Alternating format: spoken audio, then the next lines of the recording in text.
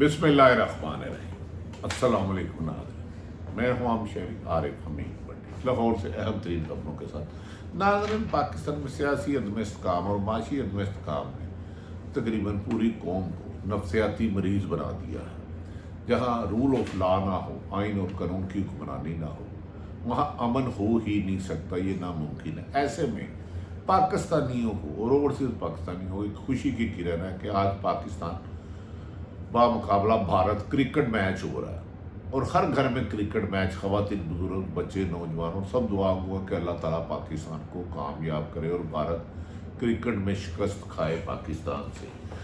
ناظرین، آج جو سارا دن لوگ دعائیں کرتے رہے، اس وقت پاکستان کے ہر گھر میں، ہر دفتر میں، ہر بازار میں، ہر راہ میں پاکستان اور بھارت میں کرکٹ کا میچ سر چڑھ کر بول رہا ہے، اور ہر کوئی پاکستان کی دھواں دار بیٹنگ سے لطف اندوز ہوتے ہوئے اس کی کامیابی کی امید کر رہا ہے۔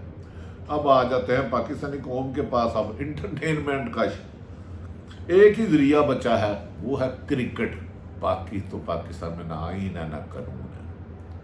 دوست، دھاندلی، ظلم، جھوٹ تکبر، اس کو کچل دو، اس کو مار دو۔ یہ کرکٹ کے لمحات پاکستان کی قوم کے لیے خوشی ہے، اور یہ ہمیں اس میں کوئی شک نہیں کہ کرکٹ اس قوم کو متحد کر دیتی ہے۔ خصوصاً بھارت اور پاکستان کا میچ ہو تو پوری دنیا بھر میں ہر پاکستانی جہاں بھی رہتا ہے وہ پاکستان کی کرکٹ کی کامیابی کے لیے دعا گو رہتا ہے، اور اس مقابلے کی ایک ایک گیند اور ایک ایک شاٹ سے پاکستانی جڑ جاتے ہیں۔ اب آ جاتے ہیں ناظرین کرکٹ کی اس اچھی خبر کے بعد کہ ہم دعا کرتے ہیں کہ جیتے۔ سیاست کی میدان کرے تو اس وقت تمام جو سیاسی جماعتوں کو ملیہ میٹ کر دیا گیا ہے، مبینہ طور پر سوائے میاں نواز شریف کی وطن واپسی پر نہ پیپلز پارٹی جلسہ کر پا رہی ہے، نہ تحریک انصاف، نہ اور کوئی جماعتیں، صرف اور صرف نگران حکومت اور میڈیا پورا نواز شریف کو امیر المومنین بنانے کے لیے سر دھڑ کی بازی لگا رہا ہے۔ سرکاری پول جہاں پی ایچ اے پیسے لیتا ہے کھمبے پر بینر لگانے کے، وہاں ہر طرف نواز شریف کی تصویریں لگائی جا رہی ہیں، اور ظاہر یہ کیا جا رہا ہے کہ شاید کوئی اللہ نہ کرے کہ قائد اعظم سے بڑا لیڈر آ رہا ہے، گو کہ وہ 3 دفعہ وزیر اعظم رہے اور علاج کی غرض سے گئے، لیکن انہیں ایسے بنانے کی کوشش کی جا رہی ہے جیسے وہ ہے نہیں۔ جادو وہ سر چڑھ کے بولے، تکبر سے، بلا کے، خوف سے، دھمکی سے، دہشت سے 22 کروڑ 25 کروڑ عوام کے میں پسندیدہ بندے کو کوئی بھی ہو، میں اس میں فرض کا نہیں لیتا، ہیرو بنایا ہی نہیں جا سکتا۔ زیرو کو ہیرو بنانا آپ کا نہیں، اللہ کا کام ہے، کچھ کام اللہ پہ بھی چھوڑ دیں۔ خیر ناظرین، سیاست کے میدان میں نواز شریف کی واپسی نون لیگ کو ماحول گرم کرانے کی کوشش کر رہی ہے، لیکن کہیں بھی بات نہیں بن رہی کیونکہ عوام کی سپورٹ حاصل نہیں ہے۔ طاقت ہے، سیاست ہے، پیسہ ہے، سرکاری مشینری ہے، جلد سے جلوس ہیں، 5 بجے اور 4 بجے اور اس کو بلا لو، اس کو بلا لو، یہاں تک کہ جوش خطابت میں محترم مریم نواز جو ہر دل عزیز لیڈر ہے پاکستان مسلم لیگ کی، انہوں نے کہہ دیا نواز شریف کے علاوہ وزارت عظمیٰ کا اہل ہی کوئی نہیں، سارے ہی نااہل ہیں۔ اپنی پارٹی پوری کی پوری پر چارج شیٹ کر دی، ایون کہ ان کے چچا بھی وزیر اعظم رہے، انہوں نے کہا وہ بھی نااہل رہے ہیں۔ خوشحالی لانے کے لیے نواز شریف ہی ایک ہی امید ہے، ان کے مطابق دعویٰ ہے ان کا۔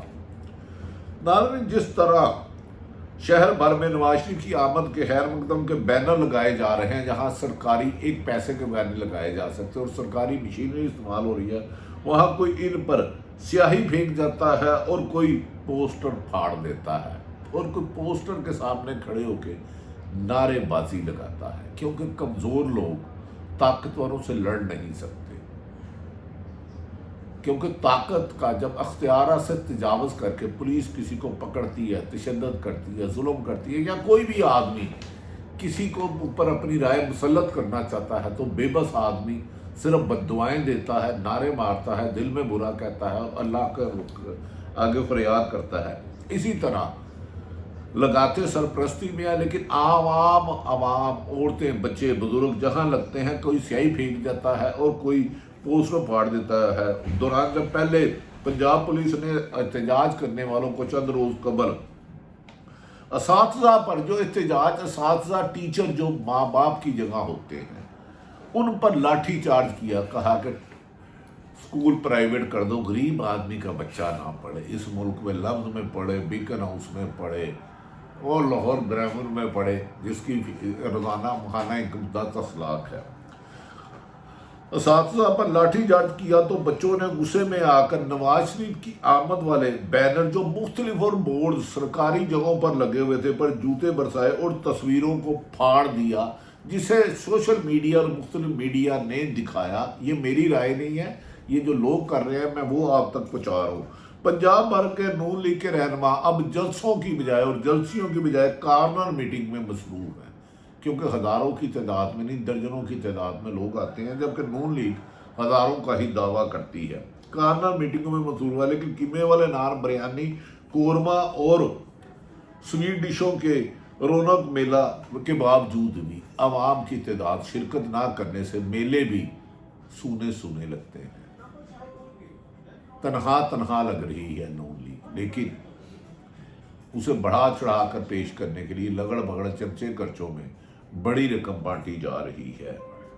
کہا جا رہا ہے کہ 16 اکتوبر کو نواز شریف کی حفاظتی ضمانت کی درخواست اسلام آباد ہائی کورٹ میں دائر کی جائے گی، جبکہ سابق وزیر اعظم عمران خان درجنوں دفعہ گئے، لیکن انہیں اعتزاز احسن کے مطابق انصاف نہیں مل رہا۔ امید ہے کہ عدالتیں انصاف ہی کرتی ہیں۔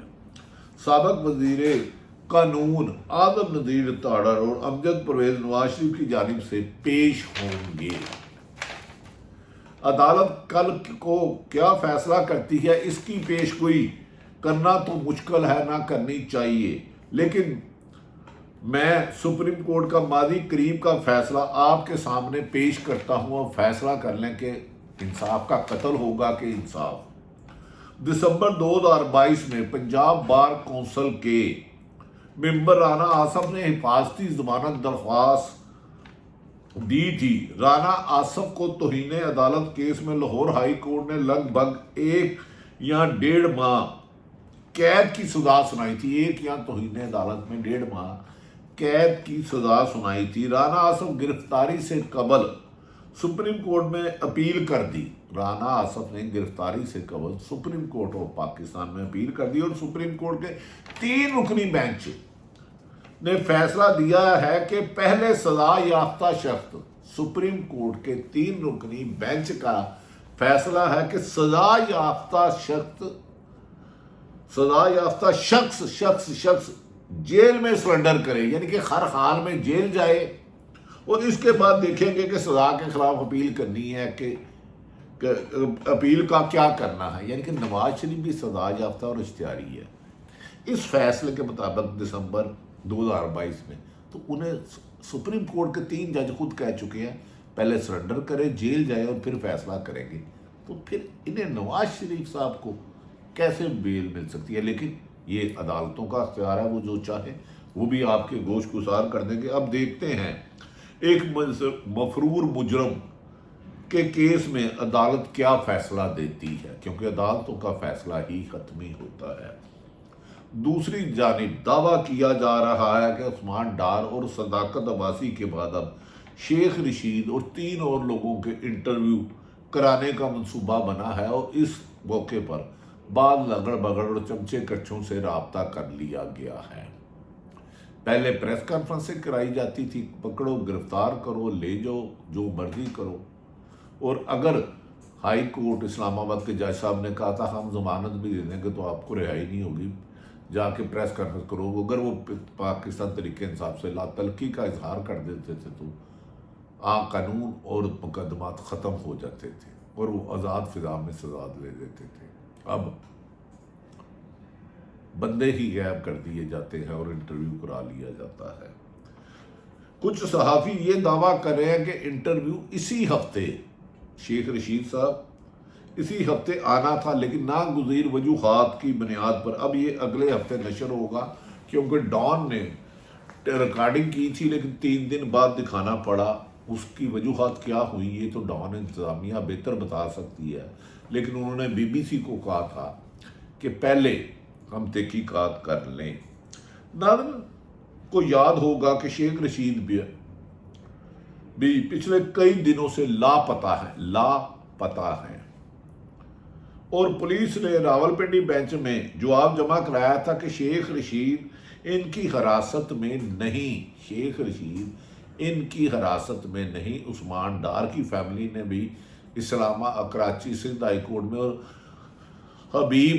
फरूख हबीब ने भी, लेकिन कोई मानता ही नहीं कहाँ है। लेकिन दो माह पता ही नहीं चलता। या अल्लाह इस मुल्क में आइन और कानून की हुक्मरानी कर और हर मुहिब वतन की हिफाजत कर और जालिमों को इबरतनाक अंजाम दे, क्योंकि इसका हुक्म तूने दिया है। अल्लाह तकब्बर और जुल्म को बर्दाश्त नहीं करता। जालिम ऊपर से झूठ भी बोले तो उसके जुल्म में इजाफा होता है।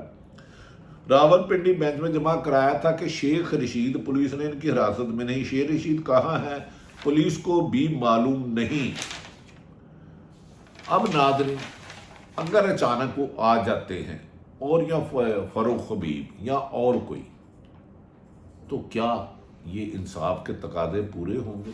क्या नवाज शरीफ को, जो मुस्लिम लीग नून के वकला कह रहे हैं कि लाजमी पूरी ज़मानत मिल जाएगी, अगर उनके मुताबिक उन्हें ज़मानत मिल जाए तो दिसंबर 2022 में पंजाब बार कौंसिल के मेंबर आना आसफ की हिफाजती ज़मानत की दरख्वास्त, जिसे खारिज कर दिया गया था हाई कोर्ट में कि पहले गिरफ्तार किया जाए, तो फिर इन दोनों फैसलों में तज़ाद से क्या लगेगा? हमारी दुआ है कि पाकिस्तान में जुल्म का खात्मा हो, जालिमों का खात्मा हो और जुल्म कराने वाला, जुल्म करने वाला, दोनों के लिए अल्लाह ताला ने इबरतनाक अंजाम रखा है। ना सच वो होता है जो हकायक के मुताबिक हो, लेकिन आजकल या हमेशा से हर ताकतवर कहता है मेरा कलमा पढ़ो, जो मैं कह रहा हूँ वो सच है, नहीं तो तुम वाजिबुल कत्ल हो। याद रख ले, कोई भी मुआशरा, कोई भी दुनिया का मुआशरा, कोई भी दौर हो, जब तक इंसाफ की फराहमी यकीनी नहीं होती, जालिमों को इबरतनाक अंजाम नहीं दिया जाता, माशरे में तरक्की और खुशहाली नहीं हो सकती।